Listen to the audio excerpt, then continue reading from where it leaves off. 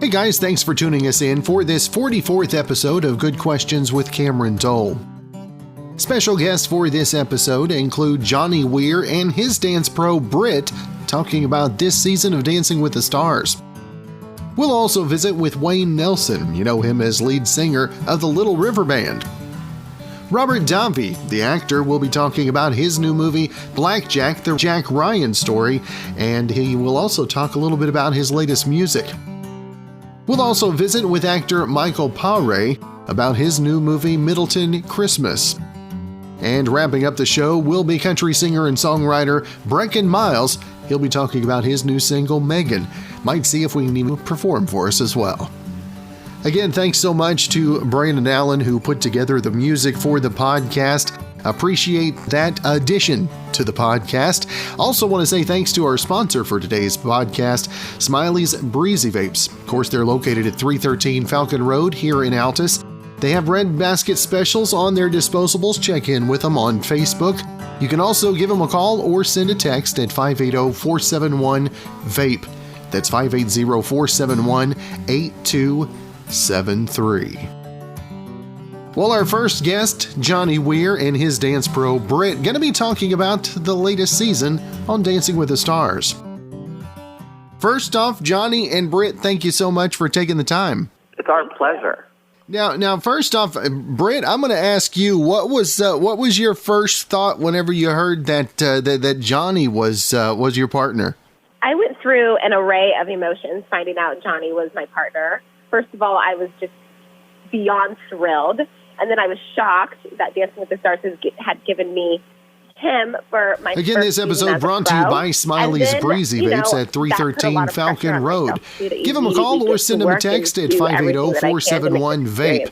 That's 580-471-8273. Do want to remind you, doors are now open with protective plexiglass, and masks are required, for you, to cover your nose how has your comfort level on the dance floor improved? The largest selection of disposable flavors in Southwest coming Oklahoma. On the show to where you're at today. How much is the difference? Falcon Road here in Altus. Incredible. Up next is lead singer of the Little River Band, Wayne Nelson, talking about their latest release. Our Viennese Waltz from last week. 8 weeks into this competition, and I'm so proud of the work that I've done, but I'm so proud of the relationship that Britt and I have built, and that we leave everything we've got on the dance floor.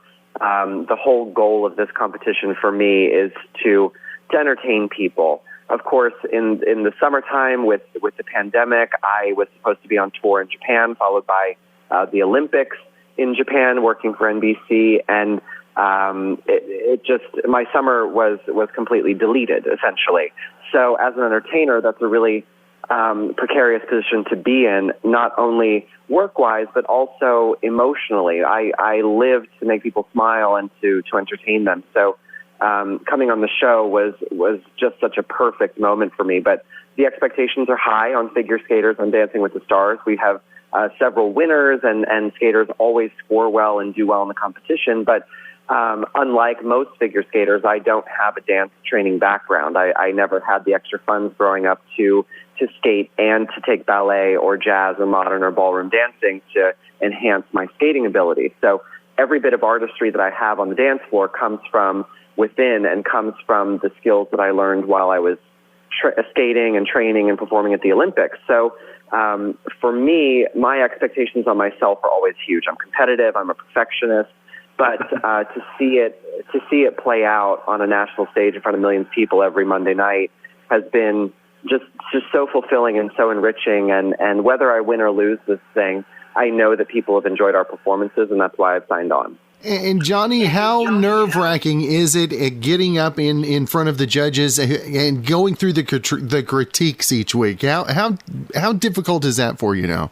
Well, I think of any of the contestants, I am the most I've been judged the most in my life.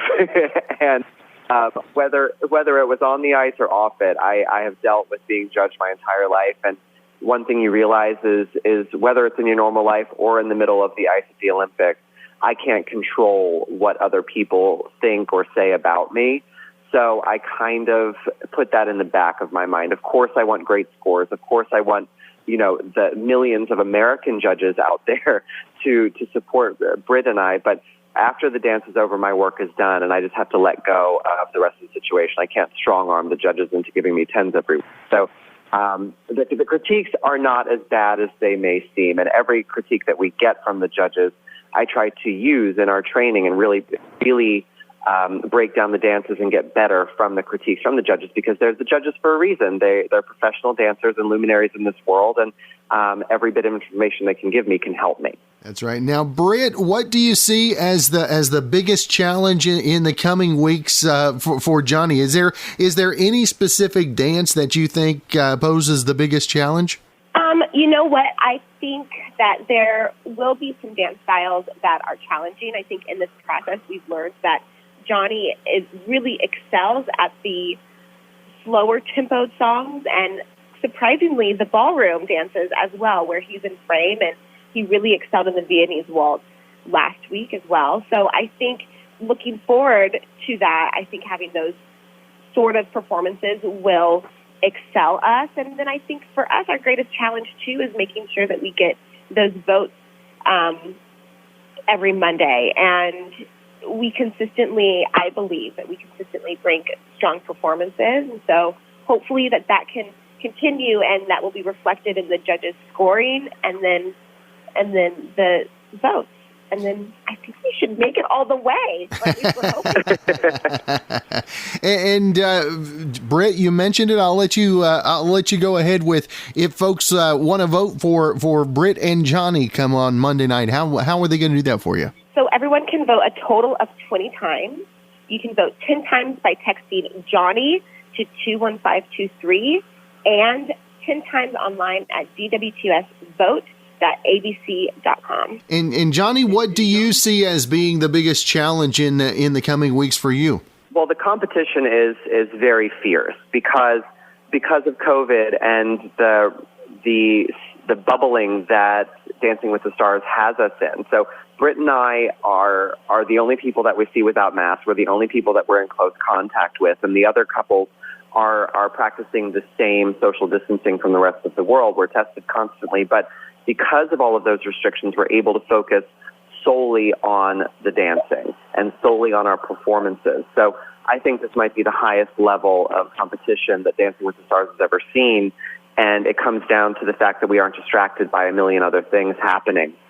Because, all of the celebrity contestants have day jobs. We've got real things that we do with our lives. So the fact that we can focus on this so wholeheartedly makes everyone better and makes the competition stronger. So I don't see my dances as a challenge, because that is my happy place. That is where I feel the most comfortable, is when I'm out there dancing with Britt, and this beautiful relationship that we've performed and the trust levels that we have for one another.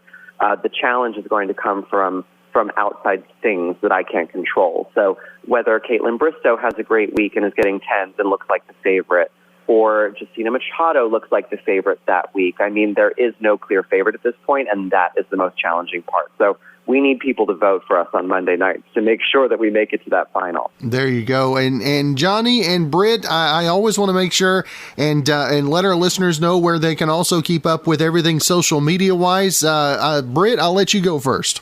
Yes, my social media on Instagram is at Britt Benae, BrittBenae, and then Twitter is at Britt Stewart. And for me, my Instagram and Twitter handles are at Johnny, Johnnny, G like girl, Weir.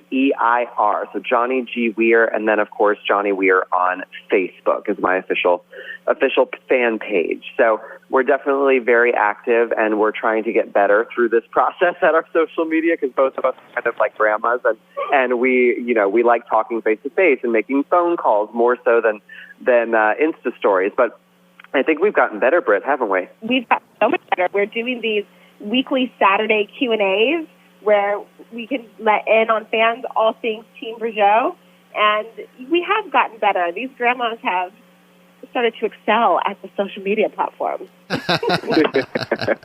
Well, guys, Johnny and Britt, it has been great to visit with you guys this morning. Hope you guys have a great Halloween weekend, and look forward to Monday night. Thank you so much. Again, this episode brought to you by Smiley's Breezy Vapes at 313 Falcon Road. Give them a call or send them a text at 580-471-VAPE. That's 580-471-8273. Do want to remind you, doors are now open with protective plexiglass, and masks are required, though, to cover your nose and your mouth. They do have new hardware available, plus the largest selection of disposable flavors in Southwest Oklahoma. Smiley's Breezy Vapes, 313 Falcon Road, here in Altus. Up next is lead singer of the Little River Band, Wayne Nelson, talking about their latest release. Wayne, always good to visit with you, my friend.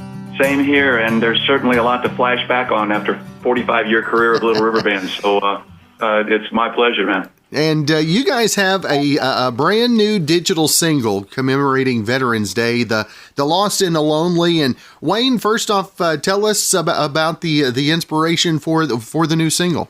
Lost and the Lonely came to us a few years ago, and I was immediately struck with the power of the music, the power of the and certainly the power of the message. The Lost and the Lonely is a song which honors the choice that young people make to join the military in the first place. If you think about life as normal in any community, any family, whatever, and through the front door comes son or daughter to announce they're going to join the military, and they're doing it because they want to go and make a difference and defend freedom. And just think about it. You don't join the military to go to Nebraska or to Oklahoma. You join the military to go around the world to defend people who you don't even know, from other countries, other cultures, other walks of life. It is a huge choice. It is of global importance, and I was immediately struck by that message, that this is a part of that whole process that gets taken for granted. You know, suddenly the person's in uniform, they've got all the machinery, they're on their way, they're being flown, they're being deployed, they're coming home, but nobody's focused on that moment when they choose to make the call and let the whole family know, their friends, I'm leaving, I'm gonna go try to do my best.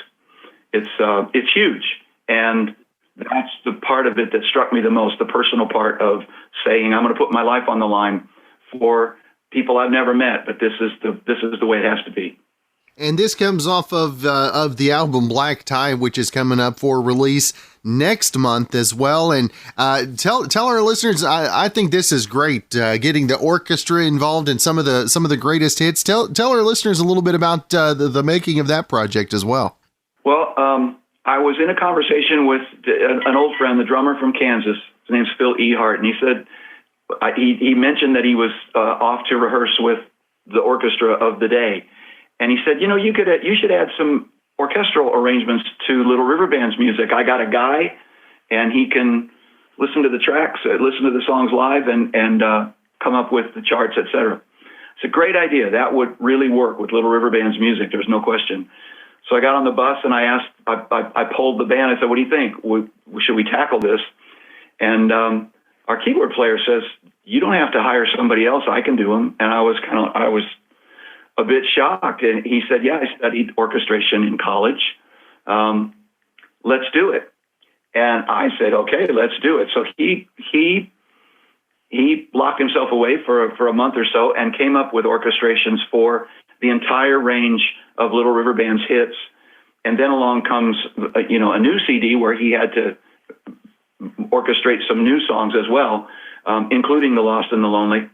And they have perfectly accented the emotion and the feeling of each of the songs.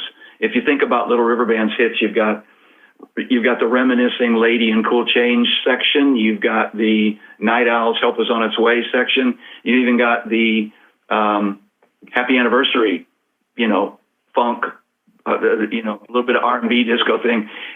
Chris found a way to put the orchestral touch on all of those songs to highlight the feeling within each of those individual songs. So when the audience sees and hears this with, people dressed in black and white, looking good and classy amongst us hippies, it really takes the show to a different place, and people are really loving it. We have not brought it to Oklahoma yet, but I look forward to that as soon as we can get COVID off our backs. We've got 3 or 4 shows rescheduled actually, to come to Oklahoma next year, and I'm sure one or more of them could work with the orchestra coming in and joining us. So I hope we get to do that. That's awesome. Now, Wayne, if folks want to find out more information about the new album, the new single, and everything else you guys got going on, where would they do that? Well, first of all, there's all the regular Facebook, littleriverband.com, Twitter, Instagram, et cetera, but in order to focus in on the new stuff, we are paired up with Time Life, and Time Life has put this single this week, today, as a matter of fact, and the CD in 2 weeks. It's going to be on every digital outlet that people know. So wherever they get their downloads from Pandora to Apple to Spotify, et cetera, around the world, go to your favorite digital platform. It should be there. If it's not, go to littleriverband.com and tell us that you can't find it, and we'll figure it out. But it's a new world, and from one source, this is being released today around the world. That's the way to do it. There you go. Well, Wayne, always good to visit with you, my friend. I hope you have a great weekend. And again, thank you so much for your time. Cameron, thank you. It's great to talk to you this morning. Take care.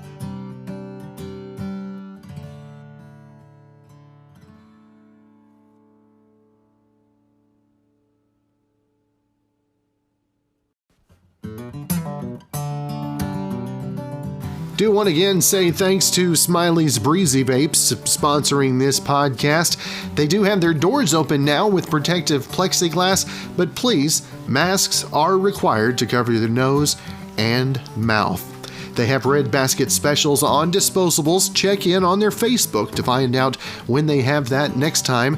Otherwise, just stop in and see them at 313 Falcon Road in Altus. Smiley's Breezy Vapes. You can also visit them online, smileysbreezyvapes.com, or on Facebook. Stop by and see them, 313 Falcon Road here in Altus. Smiley's Breezy Vapes. Up next, always known as a villain in most movies that I've seen him in, Robert Davi got a new movie, Blackjack, the Jackie Ryan story we'll be talking about. First off, thank you so much for taking the time to be on the show. Well, I want to thank you for having me on. Thanks so much, Cameron. Now, Robert got a new movie out, Blackjack, the Jackie Ryan story, that's in select theaters, also on VOD, available now. And Robert, tell if folks haven't seen the trailer, the previews, a little bit about the new film. Yeah, well, Danny Becazza, a friend of mine, directed it. We did a couple of films together, The Iceman, and then we did Club Life and Mob Town, which came out last year. He's a terrific actor-director, but he directed this film. It's a true story based on Jackie Ryan. Now, it's called Blackjack, the Jackie Ryan story. Jackie Ryan is the greatest street basketball player that ever came out of Brooklyn, who had a Irish guy that had a bit of a conflict within himself, and he never made it to the pros because of his own inner demons. And this is a redemption film, and he wound up later on falling in love and then getting his stuff together, and he plays with the Harlem Wizards. But he created moves on the court that the best players in basketball, let's say from Magic to, it was legendary about Jackie Ryan's moves on the street basketball court. So it's this journey of this character, Jackie Ryan, true story. And for you to be able to step away from being known as a villain, is being a villain, is that kind of fun and kind of a release for you, if you will? Well, I played Humphrey Bogart and Mitchum. They played tough guys. I don't call them villains. I call them tough guys. And I did a show called Profiler that was on NBC for 4 years, which really created crime drama like CSI and Without a Trace and Criminal Minds. It was before all of those shows. We were the father of those shows. And I was the head of the FBI who created profiling. And I saved more lives, let me put it this way, Cameron, than I killed. And and I played Bailey Malone in that show, who was an Irish FBI agent. And I go back to my Irish roots, and I play Father Brecken, an Irish priest. You know, it's a small cameo, but I wanted to, show people, wait a second, I can, and Danny, as a director, had fun, having me go cast against type and this little cameo for the picture of playing the priest of Jackie Ryan. It's a lot of fun. The picture, the film is enjoyable. It's like I say, a redemption film, and probably, and an Italian kid plays an Irish priest. So there you go. There you go. It's probably a redemption story. That's what everybody could use right now, right, Robert? Absolutely, something uplifting, and it's one of the reasons why I released. I don't know if you know I sing, Cameron, but I released a single about a month ago called "The House I Live In." I did my first film with Frank Sinatra in 1977.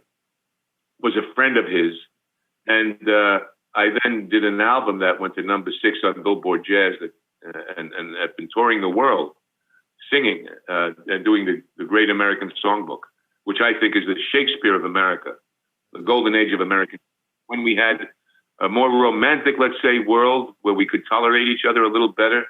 And I think that the music had to do a lot to do with it. And so The House I Live In, Sinatra received a special Oscar for in 1945. And I wanted to remind people what it answers the question, Cameron, what is America to me? And it's a stunning song, a great arrangement done by Chris Walden, who has gotten 11 Grammys and did Streisand and Bennett and Diana Krall and Bublé and, you name it, he's written arrangements for it. He's a modern day Gordon Nelson Riddle. But please check it out when you get a chance, Cameron. I will. And Robert, was music the original first love for you?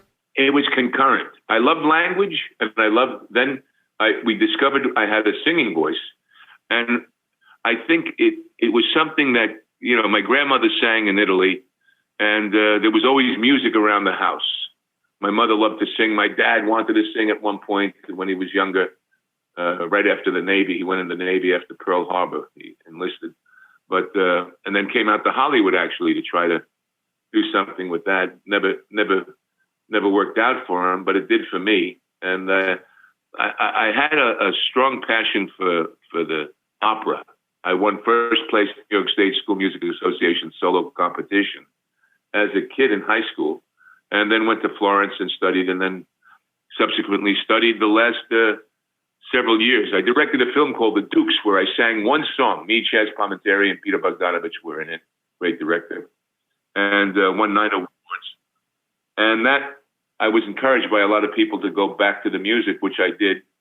And subsequently, I got rave reviews, and the album went to number 6. And I've been around the world, Cameron, from Estonia to Latvia to Sweden to Australia to China to Macau. The United Nations chose me to sing for their transformative power of music. Across America, I've sung, and as I said, Quincy Jones brought 17 people to one of my shows, and then left a wonderful message and endorsement on his Facebook page for me. And I've had 3,000 people in Budapest, 6,000 in Estonia, 2,000 in Finland, and on and on and on, Australia. That's good stuff. Now, Robert, again, the new movie is available now, Blackjack, the Jackie Ryan story, and also want to let folks know where they can go and find out more about your music as well, sir. Yes, well, all streaming platforms have Blackjack, so you can get that now. It comes out November 1st. It might be out now, but it comes out, and you can get it on all streaming platforms. The iTunes is great, Amazon, wherever you can get films, it'll be out on demand. And my album is on Amazon, it's on iTunes, it's on Spotify. I have a couple of Christmas songs out there. I've got another tribute to it's called Davi Sings Sinatra on the Road to Romance is the album that Phil Ramone produced, one of the greatest record producers of all time. And The House I Live In, that single is out there. I wish you would check that out because it's such an important song. And it has a tremendous history because, I'm sure you know about that song there, Cameron. Yeah, that is good stuff. And again, check out on all streaming platforms. And Robert, great to visit with you again this morning, sir. Hope you have a great weekend, and I will be checking out that music as well. I'd appreciate that, Cameron. Again, this episode brought to you by Smiley's Breezy Vapes at 313 Falcon Road. Give them a call or send them a text at 580-471-VAPE. That's 580-471-8273. Do want to remind you, doors are now open with protective plexiglass, and masks are required, though, to cover your nose and your mouth. They do have new hardware available, plus the largest selection of disposable flavors in Southwest Oklahoma. Smiley's Breezy Vapes, 313 Falcon Road, here in Altus. Our next guest, Michael Pare. Remember him from Eddie and the Cruisers? Well, we'll be talking about his new movie, Middleton Christmas. First off, Michael, always good to visit with you, my friend. Good to be here. Good to be in Oklahoma. And Michael, we talked about the new work, and you're working along with Eileen Davidson, among others, on the new film Middleton Christmas. Tell us a little bit about the new film. Yeah, Middleton Christmas. I play a single dad with PTSD, and my son turns 18, and his first act as an adult is to donate his kidney to his girlfriend, who just got in a car accident. So it's really a heartwarming story about good parenting and heroic children and Christmas. Eileen Davidson is the principal of the school where I am I'm the janitor, but what is that called? They call it an engineer. Custodial engineer. Maintenance engineer. Yeah, I'm the maintenance engineer of a private high school, and that's how I get pay for my son's tuition. But, it's just really great little story, and we end up with a big high school Christmas production. And that's an original song. This is our Christmas song that Suzanne De Laurentiis wrote, who's the producer of the show. And, come on, if you start to feel depressed, this is definitely going to bring up your spirits and make you feel like, life is pretty good. and I think that's something we're all having to find is where the good lies, and hopefully we've been able to find a little bit of that in our alone time this year, right? Yeah, right. Well, if you're not happy alone, you're in trouble. That's right. Now, Michael, the cast on Middleton Christmas and now going out doing the marketing. I mean, how much different is putting a project out this year as opposed to anything you've done before? Well, there's a lot more people are staying home a lot more by choice or by demand, or by edict, I guess. I don't know what you would say. But so there's a lot more television. People can't go to the movie theaters. So streaming and DVDs and stuff like that is where it's happening. So, getting out there and getting people aware of what's available. I don't notice that many. They don't advertise movies anymore. Yeah, there's not a lot of those, that's for sure. Now, being worked on an independent indie release, if you will, how much different is the process from the actor's standpoint, working on an independent film that's being put up? The process for the actor is the same. I mean, no matter what the budget on the movie is, it comes down to hitting your mark, make sure you're in the light, and giving a performance. It's like, if you do a play, it doesn't matter how big the venue is. It's still the same job. However, because it's a smaller independent production, there's less conferencing going on. There's usually one or two people making the major decisions. The producer and the director and the writer are about it. And there's not a studio and distributor and advertisers who are all chiming in on what we really want to see in this movie. It's more of an artsy endeavor. It's like doing a little play, actually. And whenever you get a new character, a new role, how long does it take you to start feeling comfortable in the skin of the new character?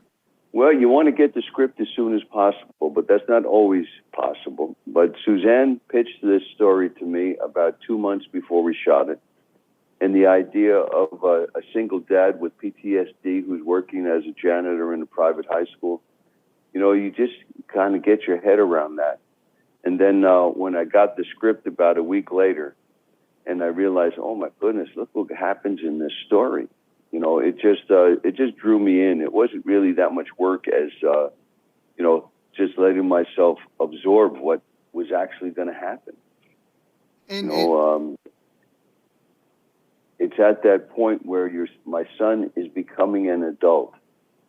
And, often family, this is where parents have their out, where you're going to punch your son and find out that he could probably knock you out, But in this story, it's like his first act as an adult is an incredibly selfless,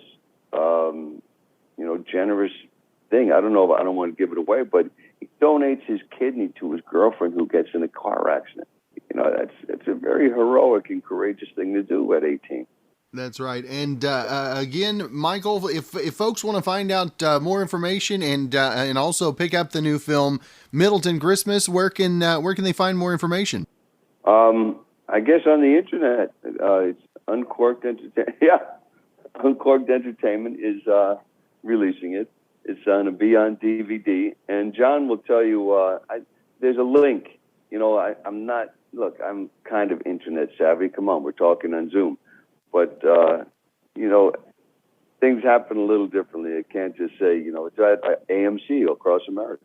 Well, it is Middleton Christmas. It's available on video on demand and all of the other platforms as well. I can promise you that. I do know that one, Michael. But that's it. Video on demand. There you go. Well, Michael Pare, always great to visit with you, my friend. Looking forward to the new film, and hopefully we can catch up again real soon, my friend. Hey, have some nice holidays here in Oklahoma. Well, guys, our final guest on today's podcast is country singer, songwriter, Brecken Miles. We've gone back a few years. I think this is, like we mentioned, the first time face-to-face, so even though it's not in person. But Brecken, thanks for taking some time today, brother. No, thanks for having me guys on here. It's awesome. Now, Brecken, this year, 2020, the Zooms, the phone marketing and all that stuff, how much has the landscape changed for country music for you this year? Well, to give you, for instance, I had to build this wall behind me. Man, it's been crazy. The beginning of the year, it started out with a bang, right? January, February, it was great, playing a lot of shows, kicking off the new year on an awesome note. And then all of a sudden this COVID stuff hit and everything just stopped, right? And so I have a lot of quote unquote FaceTime with my computer and my cell phone with talking with fans and doing a bunch of podcasts and playing some live shows and stuff like that. And it's, when the restrictions kind of lifted again, it was great because I was really got to the point where I was like, I don't even want to do this anymore because I can't see anybody's face. Like I'm staring at myself singing songs. I'm like, I can do that in the mirror if I want to. So that was awesome. And now it's kind of going, it's like this teeter-totter, flu season's right here now. And so people are like, is it COVID? Is it flu? We don't know. Let's shut everything back down again. It's like, okay, well, come end of November, December, all my gigs are canceled again. It's like, well, what's up? So what is, how does Halloween look for you this year? Man, so Halloween is always a blast. I'm actually not playing this time around. I played the last couple of years. My wife and I are, let me rephrase this. My wife is very big into the spiritual, like mediums and stuff like that. And so we're having a little get together at our house on tomorrow, Halloween. And we have a medium coming over and she's going to tell us pretty much how messed up our place is and, how many ghosts are around and do some tarot card readings and stuff like that. I'm like, we can do it outside. Like, because she, off the bat, she goes, you guys have to sage the house, the whole house before I come in. Then you have to sage the whole house when I leave. I was like, that's a lot of saging. Like, let's just keep it outside, So it'll be a fun time because, my birthday is November 1st. So it always falls, the day after. So, I plan on waking up to some pancakes or something. There you go. And the new music, like we said, we followed for I don't even know how many years it's been. Anywhere from 5 to 8 years. I've known your name, been playing your music. And tell us a little bit about the new single and getting some feedback out there as well. Yeah, so the new single is called Meghan. It actually came about, being a musician and working some other jobs. My wife also having numerous jobs, now added 2-year-old baby to the mix. We were literally passing ships in the night. We barely saw each other as usually hi, goodbye. And got to the point where it came to, we were going through a separation. And when the pandemic hit, it smacked us right in the face. And we had to stop everything we were doing, which was awesome because it gave us that opportunity to reconnect. It's what we needed for us to, figure out, why it is we enjoy each other's time with each other, the love that we originally had for it. And so the first month when we all just sat home, I did all the projects around the house. I was like, I got it. Our house is 1896. So you can imagine all the old plaster and lat and stuff like that. So I'm chipping out things and recoating it and painting and whatever else. And then our governor goes, yeah, we're going to do another 30 days. And me and her looked at each other like, no, we're not. So we packed up the car with our daughter and head down to Nashville, went to my publisher's house down there. And then we ended up down in her place down in St. Augustine, Florida. And so while we were sitting out, Meghan and Remy were outside playing by the beach. And Melissa, my publisher, came up to me and she's like, I have this idea for a song. I'm like, what is it? She goes, Meghan. I was like, huh?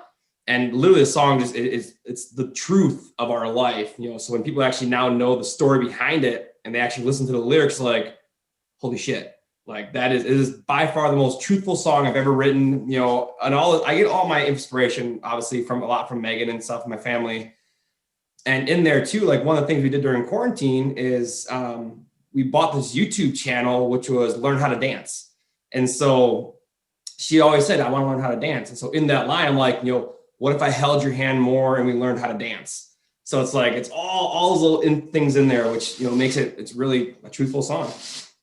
And for you, the writing process, what's the first thing that comes to you? Is it or is it different each time? Honestly, it's different each time. I most of the time will start like thinking of, or I'll hear somebody say something, and I'll just kind of like, oh, that could be a song title. And I'll start kind of in my head. And then if there's a guitar around me, I'll start just kind of picking the guitar and figuring out what can kind of sound good with that. A lot of times if I'm going to a co-write and we have ideas, I'll just start playing the guitar and figuring out something that how I know I want something to sound. And we just kind of fit it to that, or we have to change it around here and there. But it's really different every single time, to be honest with you. Has it been harder or easier this year to find the inspiration? It's been a little harder. I've only written like 3 or 4 songs so far, which is nothing compared to what I normally sit down and write. But the ones I have written have all been like these like deep, truthful kind of stuff, just kind of like a reflection wise. But yeah, so I'm excited to get back out there and start doing some more Zooms with different artists I've worked with in the past and see what they've, how their lives have been and kind of come up with some new ideas and pumping out some more songs as well. How different is it doing a writing session over Zoom as opposed to in person? The main difference is I can't give you a high five, like, yeah, what's up? It's the hardest part too is internet connection. So you'll be playing something, whatever else, somebody's typing down or writing. You're like, wait, what'd you say? Because you're not right next to the person to hear them, and it might be a lag or something like that. So I think the hardest part is, just the technology of it. There's a whole lot of different, like camaraderie when you're actually in the room with the person. For the most time, every time I co-write with somebody, like we walk in the room, if I've never written from before, we take the first 30 minutes and we get to know each other. Hey, how's your day? How's your dogs? How's the big great Dane? Stuff like that. And, then we kind of start going through the motion and kind of figuring out like, hey, I have these ideas. Or we'll just be like, what about this idea? And we'll just come up with them together. So, I think it's nice to be able to do it in person, but you gotta do what you gotta do. That's right. And now I know we talked about the new single, and I think I kind of twisted your arm and asked you if you might be willing to even play something for us today as well. Oh yeah, we'll do it. So this is the new single. It's called Meghan. Find it everywhere. Right now, we're really pushing towards Spotify. We have some cool links on there. Got a new webpage built up. You know, you can be like, hey, Alexa, play Brecken Miles, and it'll pop up there, Google Play, all the good jazz. Or just come to your podcast and listen to me play it. Perfect. All right, here it goes.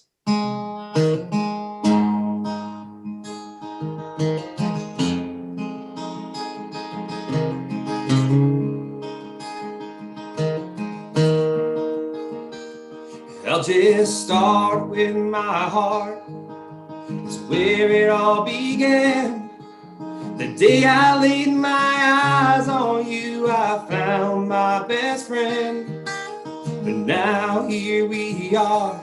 You've got one hand on the door.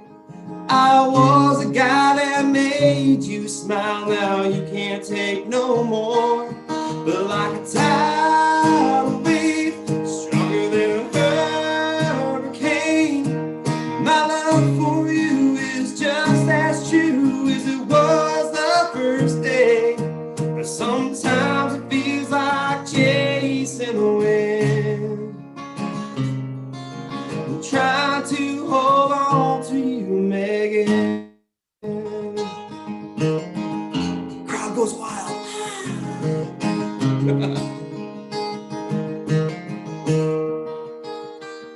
What if I held your hand more and we learned how to dance? Could you leave the hurt in the past, give me a second chance? Like a tidal wave, stronger than a hurricane, my love for you is just as true as it was the first day.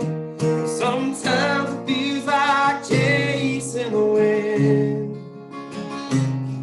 I'm trying to hold on to you, Meghan. I'm begging you to stay. Don't let a few hard years wash a lifetime away. Like a tidal wave, stronger than a hurricane, my love for you will never fade away. But sometimes it feels like chasing the wind. I'd do anything to hold on to you, Meghan. She popped up. Oh, Meghan.